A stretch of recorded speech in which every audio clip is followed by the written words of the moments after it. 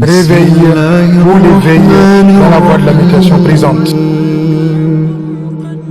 طه ما أنزلنا عليك القرآن لتشقى. Allah subhanahu wa ta'ala nous dit فَإِنَّ مَا الْعُسْرِ يُسْرًا. Certes, à côté de la difficulté, il y a la facilité. Mais comment comprendre que nous sommes dans un monde où on va de mal en pire?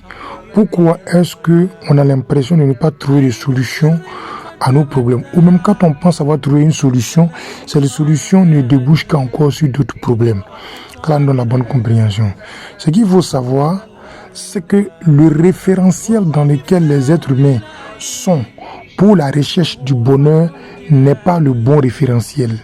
En commun, nous ne sommes pas concepteurs de ce monde, alors que nous voulons diriger ce monde selon notre conception, ce qui crée un problème. Ce qu'il faut comprendre, c'est qu'il y a une personne, à travers des êtres humains, qui s'est proclamé créateur et concepteur de ce monde et de donner des instructions. Tant que nous ne serons pas en train de suivre cette instruction, donc nous n'aurons pas comme référentiel ces instructions, ce monde dont nous ne sommes pas concepteurs, notre conception ne pourra pas nous aider à pouvoir atteindre le bonheur que nous recherchons. C'est pourquoi on parle de la bonne nouvelle que nous avons donnée dès le départ. Certes, à côté de la difficulté se trouve la facilité. C'est une bonne information pour dire qu'il ne peut pas avoir difficulté, c'est qu'il y a facilité.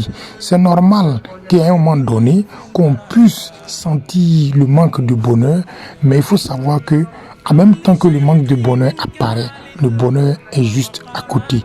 Il va falloir simplement y prendre conscience. Pour moi, il dit simplement, Allah subhanahu wa ta'ala nous dit simplement dans le Coran, il dit que il nous a, quand on a besoin de lui, il est tout proche de celui-là qui l'invoque et il répond à l'appel de celui qui l'invoque.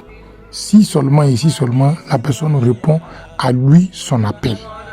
Ce qui veut dire que dans nos volontés, le référentiel auquel nous devons nous référer, c'est uniquement que le référentiel divin, le référentiel de Dieu. C'est à cette seule condition qu'il pourra répondre à notre appel.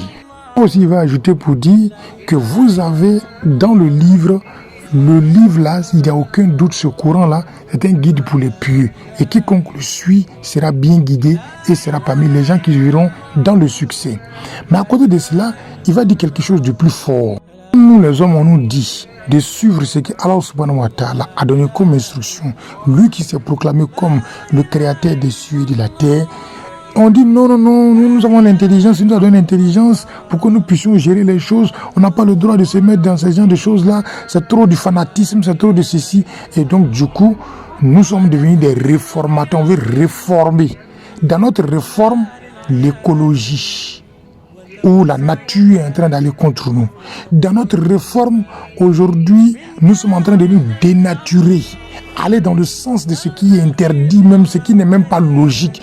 Puisque dans notre vie, notre façon de vivre, on est censé avoir une vie qui doit avoir une résultante, la perpétuité, mais de notre espèce. Mais regarde la façon qu'on est en train de vivre. On est en train de passer à une autre étape qui est en train de mettre fin à notre existence elle-même. Et c'est en train de s'amplifier, c'est-à-dire qu'on est en train de parler de mal en pire, tout simplement parce qu'on n'est pas dans le bon référentiel. Et quand on leur dit de suivre ça, il dit non, ceux qui suivent ça sont les esprits faibles, que eux là, ils sont eux qui sont les plus forts. Allah subhanahu wa ta'ala a dit de dire que c'est le corrupteur. Mais regardez le niveau de corruption dans notre existence. Là, on donne la bonne compréhension. Salam alaikum.